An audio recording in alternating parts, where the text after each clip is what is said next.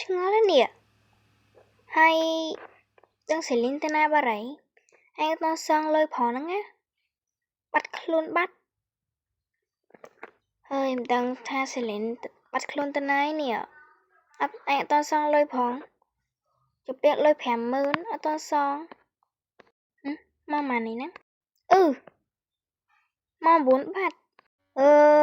មក9បាត់អើយគឺម៉ែអញអត់ងួយដេកចឹងឥឡូវទៅជួសនោមហាសិនចាំដេក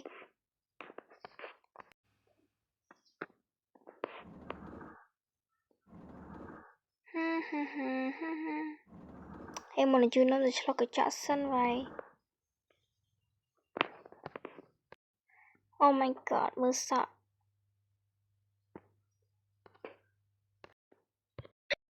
ជុំណាគេហ្នឹងណាមិនក៏ដូចប្រឡងម៉ែហើយបារេអត់បទេអូអញខំតែភ័យស្មានតែស្អីមិនស្វាំងភ្នែកសោះអើយគិតច្រើនណាអត់តាសងលុយគេឡើងគិតច្រើនចង់អស់សណយវិញតានេះឥឡូវទៅជួសនោមសិនអើយកាលណាសងលុយខ្ញុំកាលណាទៅសងលុយយើង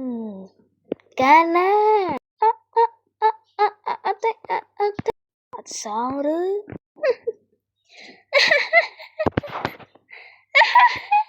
ស្លាប់ទៅចុងក្រោយ